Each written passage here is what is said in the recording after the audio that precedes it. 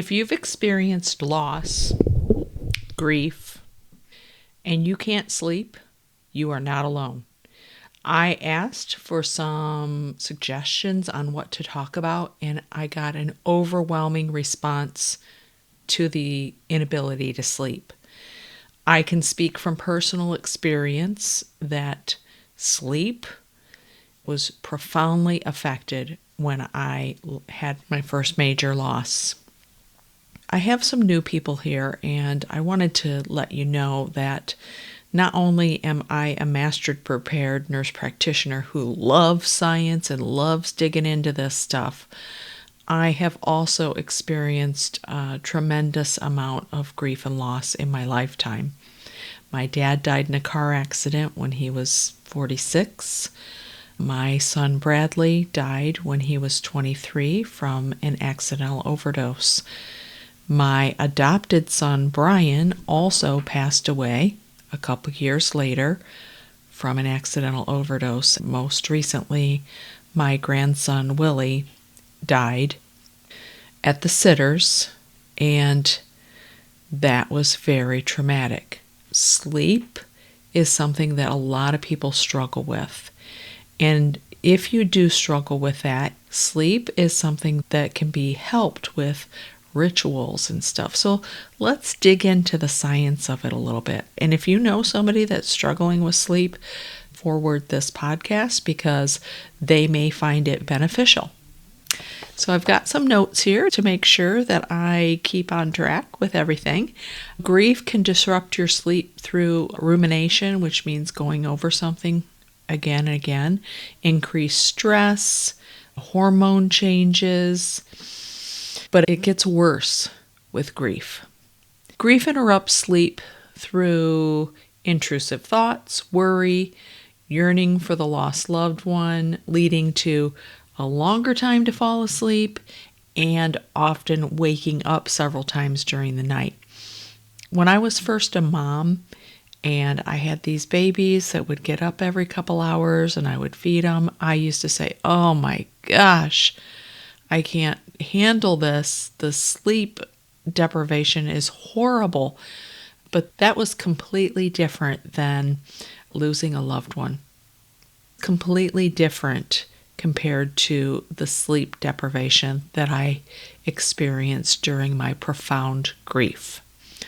I would be laying in bed, praying to go to sleep, and I just couldn't shut it down.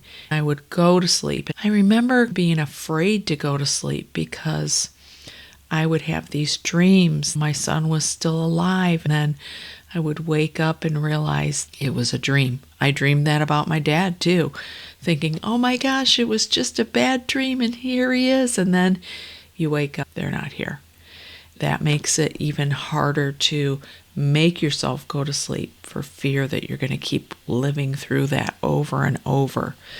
There are some things you can do, but I really want to get into the science of sleep and let you know this is a real thing and it impacts a lot of people. Research shows that up to 91% of people that have experienced complicated grief suffer from sleep problems. You're not alone. It's important to address the sleep problems because if you don't, it leads to increased depression, anxiety, and even PTSD.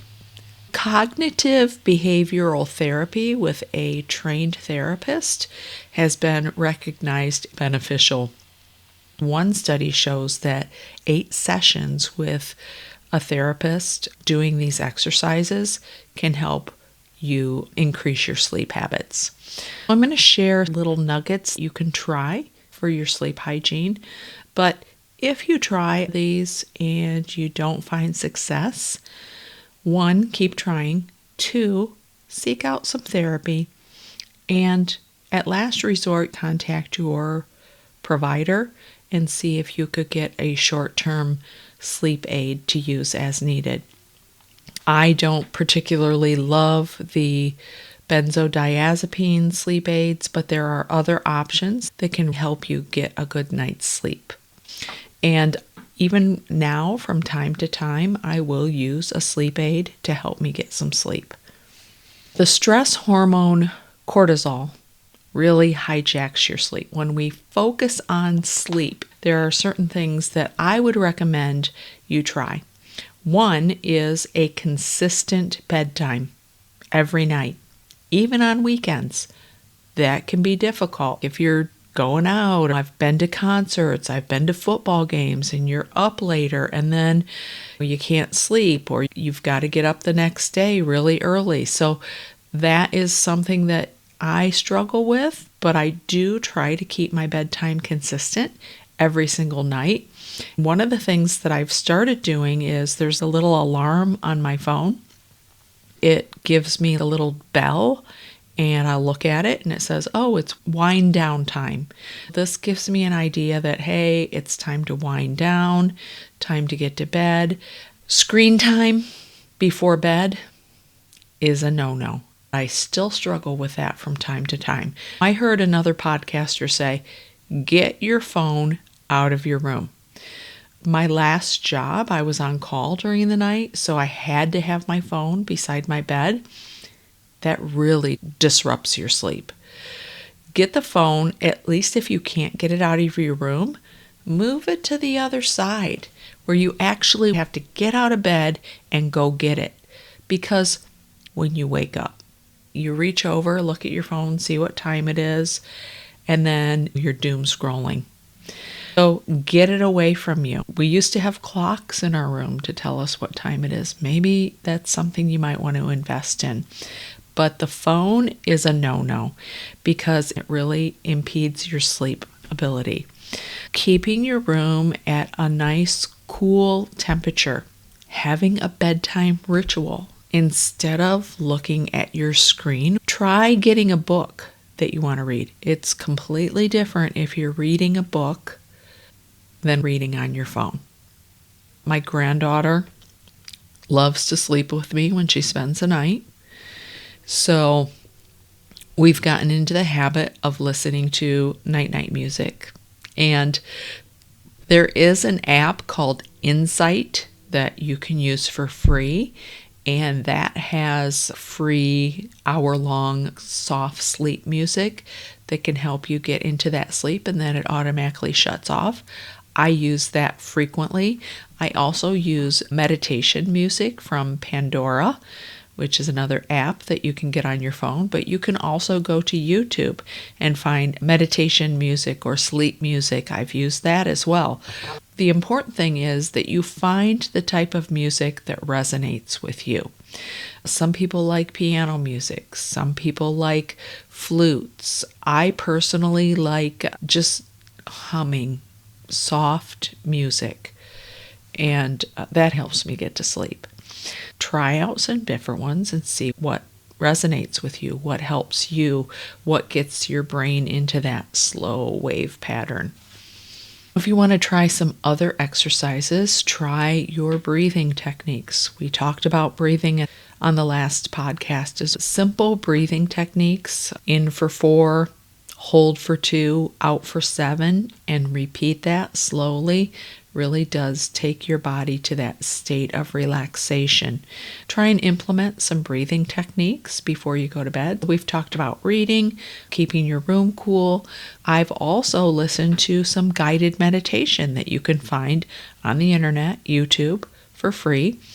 I found a guided meditation for grief where it took you on a journey and you actually walked through a meadow and found your loved one.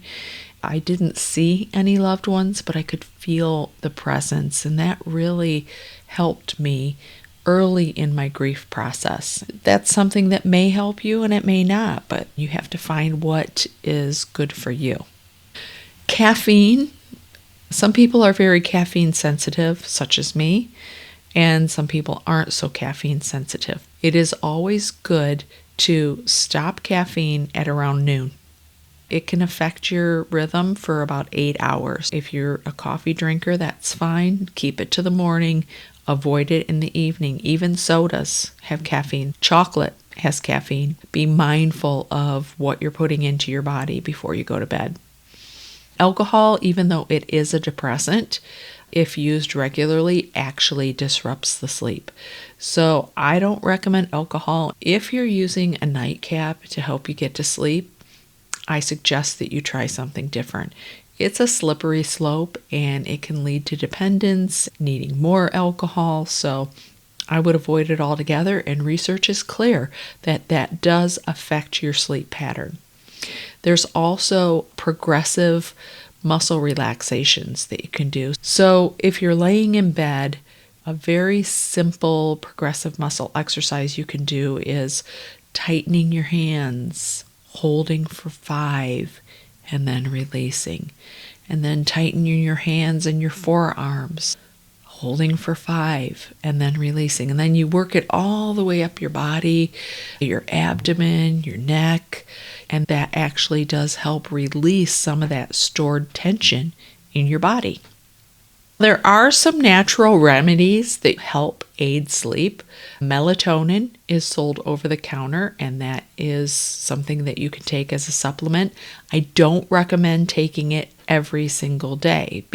Melatonin is something that your body naturally produces. If you're taking a supplement, eventually your body's going to say, I don't need that anymore. I'm going to stop producing it. Taking it once in a while can be really beneficial to help you get to sleep. Another supplement that has been helpful for some is potassium. That helps relax the muscles and helps you get a better night's sleep. I used to own a business called The Essential Place, and I studied essential oils. There is a plethora of evidence showing that lavender and other essential oils associated with sleep, sandalwood, frankincense, those can actually help you get into that calm state. Try some of that on your pillow, or get a little spray and spray it in your room and see if that helps. And some people are sensitive to lavender. They don't like it. So if you don't like that one, try something different. You can try some herbal teas that have been very helpful for sleep. Chamomile is one, but there are several others that you can try. Go to your grocery store, get the caffeine-free sleepy time tea. Take that at night to help you sleep. I've tried them all, but what is the most helpful is if you establish your own routine and ritual before bed. For example, for me, I go to bed, I read a little bit, I put on maybe some meditation, I do some deep breathing, and I eventually fall to sleep. That's been my nighttime routine. Once in a while, I'll throw in some herbal tea. I've also tried warm milk and honey. That does help relax you. Not hot cocoa. That has caffeine. These are things that I do before I go to bed to help me get a better night's sleep. If you're early in grief, I want you to know that time takes time. You may be trying these things and not seeing much results. Keep doing them. Because research shows that if you implement some of these strategies within a year, most people reported like a 50 to 60% positive outcome with sleep once they started implementing these habits. Something else that you can try before going to sleep is journaling. Get your journal beside your bed, and I also recommend keeping it there for dreams. I've kept a dream journal and I've written down my dreams as soon as I wake up, and that allows me to get back to sleep because you're not trying to remember it. But if you journal before you go to bed, just putting it all out on the paper, releasing it, letting it go. Tomorrow's another day, and we don't want to carry any of that with us before we go to bed. Sometimes you might want to just purge your feelings of grief and despair and put them on the paper. I found a journal entry from 2016, the year Brad died, and I read through it, and it just reminds me how far I've come on this grief journey. Does that mean I'm healed? No, that's an overrated word. We're on a journey. and we do get better. But it takes a lot of courage and effort on our parts. And working with a community, don't forget to check out my school community, the Creative Grief Journey, and it is free so that we can find support with other people. Brian, my adopted son, he was such a lifeline for me early in my grief journey. He was a night owl. He didn't sleep. And he would see me up on my phone and he'd call me. What are you doing? And he would talk me off the ledge and share positive reinforcement and how Brad would want me to be happy. I didn't feel that at that moment, but having another person walking you through that darkness, that grief, was so very helpful. I don't regret 1 minute of reaching out to him to help pull me through that dark period of my life. Find your lifeline and use your lifeline. With journaling, make it like 15 minutes. You can do the dump, a gratitude list, a prayer if you want. You can talk to your loved one. I wrote letters to Brad about Willie. I wrote a letter to my dad. I talked to Brian. Use that journal. It's for you. When you do these things consistently, over time, it makes a huge difference with your sleeping patterns. Some people have tried a weighted blanket, which gives you the sense of security. That's not something that I have ever tried, so I can't speak on it, but I have talked to a lot of people that have expressed a lot of benefit from using a weighted blanket.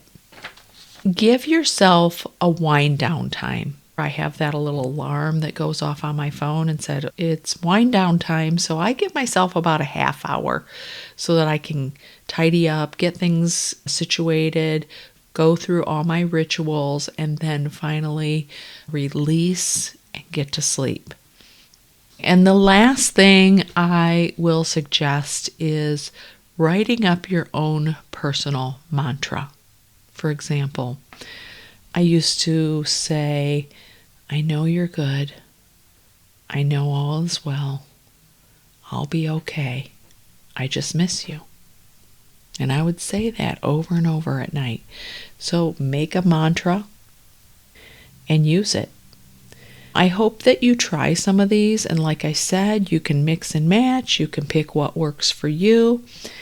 And just know that sleep is something that 90% of us struggle with profound grief. It can be the loss of a pet, the loss of income, a job, the loss of a loved one. Grief affects us all differently. So give yourself some grace, try some of these habits, and let me know in the comments which ones you find beneficial. I hope that this is something that's been helpful for you. And as always, keep creating, keep feeling, and keep coming back to you. I'll meet you there. See you next week.